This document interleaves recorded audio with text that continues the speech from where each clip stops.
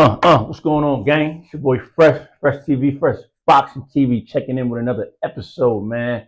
I got a lot to talk about, a lot to say, but not a lot to say. We're gonna keep it short and sweet and just bounce right through this. So, without further ado, let's get into this one. You know what I'm saying? Had to get the shades off. You know what I mean? Had to get gutter and grimy in here. Y'all know what I do. But anyways, guys, let's start off with this, man. Why do grown people feel the need to talk about other grown people? You know what I mean? And who I'm talking about here is Floyd Money Mayweather, you know. And first off, I'm here chatting, man, because, you know, Floyd is a pioneer to the sport of boxing.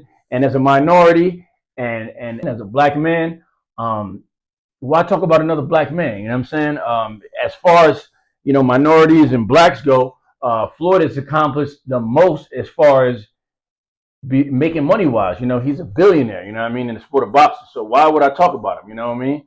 Whatever people do in their personal time, you know, they said he scammed his $400 million real estate with a scam. Well, guess what? That's Mayweather's personal business. I see everybody on YouTube chatting and, you know, running their mouth. And to me, I mean, you're a sucker for that. But you know, before I finish off with Mayweather, another thing is, you know, just throwing it out there, man, because it's something that I always wanted to see. You know, if he is having issues with his paper, that don't mean I'm clocking his pockets. I'm just throwing something out there. You know, Money May versus AB, Adrian the Problem Broner. So Money Mayweather versus Adrian the Problem Broner. Take care of all them problems if he really does have problems as far as money wise. You know, I'd love to see it, and they both make a killing on that. You know what I'm saying? But that's neither here nor there. Let's get right into it. Just keep your eyes on your own pockets is all I'm trying to say. Moving forward. Why is Jake Paul's attachment, you know, like, why is he attached to the Puerto Rican flag? You seen you know, they dropped his flyer. He's fighting, you know, the late great Julio Cesar Chavez's son, Julio Cesar Chavez Jr.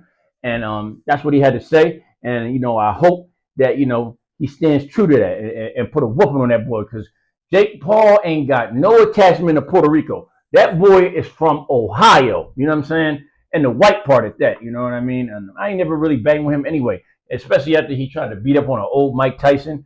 You know, Mike Tyson is another, you know, pioneer to the sport of boxing. You know, he elevated the game, you know what I mean?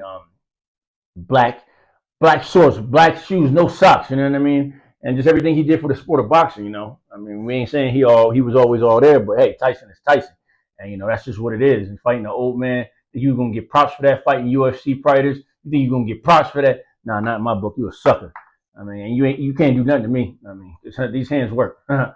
But you know, like I say, I hope Jake Paul gets whooped in dramatic fashion for his first fight against a real boxer. And I mean, because Tommy Fury wasn't no real fighter, if you ask me. But you know, he's still a fighter. But this is somebody that actually been in the ring. And I hope he put the beats on him like Dr. Dre. Enough said. But don't attach that man to the Puerto Rican flag. Just because he lives in PR, don't mean this is Puerto Rico versus Mexico. El Gallo, all that bullshit. Man, we ain't jacking none of that. And if you jacking him, I ain't jacking you. If you ain't banging with him, I ain't banging with you. That's that. Moving forward, we ain't giving this man too much time. In between times, I want to just, before I get on to these next two fights, I want to talk about how Ryan Garcia said, what's the part of competing if you're not really trying to be the best or fight the best? You know what I'm saying? And I think that statement stands true. You know, Ryan, you know, he's willing to get in there with whoever. And that's just that. You know, I just want to say we want to see the best fight the best. And, you know, things keep going the way they are. Shout out to, you know, even though Turkey, you know, he has his ways, but he's making the biggest fights in boxing. And that's just what it is, y'all. I mean, shout out to Turkey for making big fights. We got a big weekend coming up.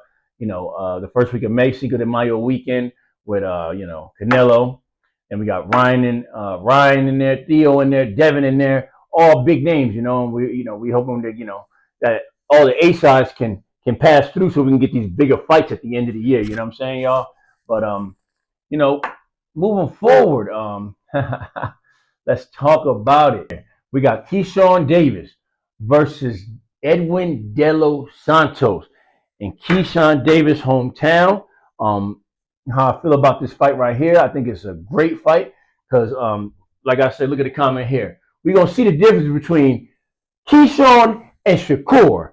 And what I mean by that is, you know, I was at the De Los Santos versus Shakur Stevenson fight, and this man ran, yo, bro, it was the worst fight I ever been to live.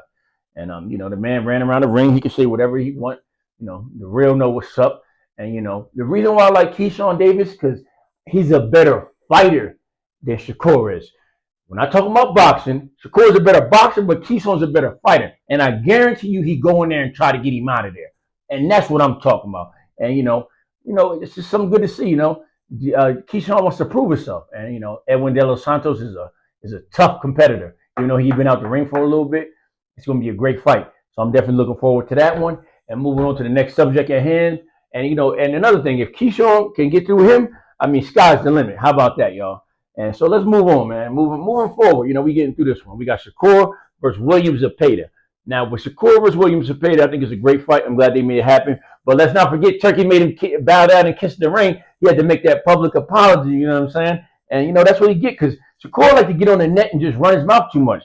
And he got exactly what he deserved, somebody to humble him. And I'm hoping he learned from that. But that's not a big problem for him. His biggest problem is he better worry about making sure them hands is all right. Because you see it at the end of his last fight when he beat up on the electrician for 9 rounds. It took him to get him out of there.